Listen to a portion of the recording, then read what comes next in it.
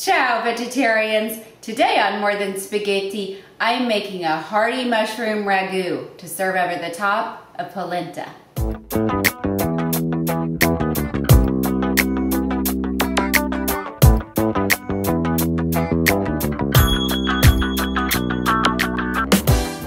We're going to start the mushroom ragu by adding flavor.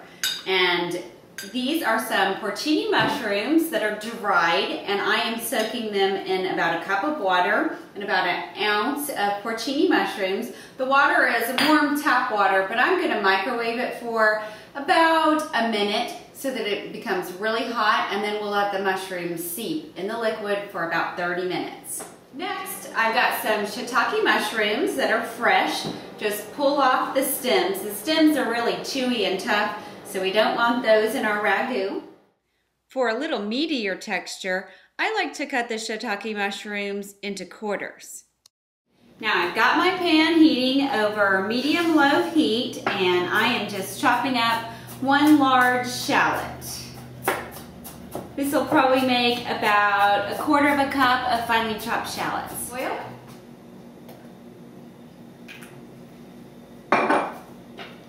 And in the pan they go. Now we're going to add some salt. I didn't want them to get really brown, and I want them to start breaking down, so we're going to add the salt at this point. Now that they've sort of wilted, we're going to add the shiitake mushrooms. Remember the porcini that we put in the microwave and let soak for 30 minutes? They're ready now. So we just want to scoop out the meaty porcini, put them on the cutting board, and we'll give these a rough chop. In go the dried porcini right into the other mushrooms. So the porcini mushrooms are all in. I'm going to add the rest of their soaking liquid. And then we're going to add some chicken or vegetable broth. In it goes. 1 cup is about a half a can. And a little bit of chopped rosemary.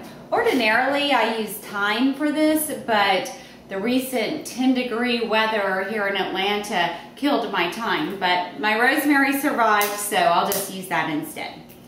Just pick off probably about a tablespoon worth of leaves. I'm gonna chop these up to really fine chop so you're not biting into something that tastes like a Christmas tree. Now, here's a little tip if you think you're going to need to thicken up a sauce. I'm going to take a little bit of butter. I know I rarely use butter, but in this case I think it really adds some flavor. So a couple of tablespoons of butter and about 3 tablespoons of flour. Let's put that right in there and turn on the heat. We'll just let that melt together and become thickened, and we'll cook the flour just a little bit so it won't have a raw flour taste. Then we can add it to any sauce we'd like. Now our mushroom ragu has been cooking down for about 20 minutes. All the flavors have really married together and concentrated. Let's give it a taste. The final thing we want to do is add our flour and butter mixture to thicken up this sauce and make it nice and creamy. So the ragu is all ready to go. I'm just going to spoon this over the top of some creamy polenta. Just like this, a nice generous amount. Hit it with a little Parmigiano Reggiano. Wow, this is stick to your ribs comfort food. Ciao for now.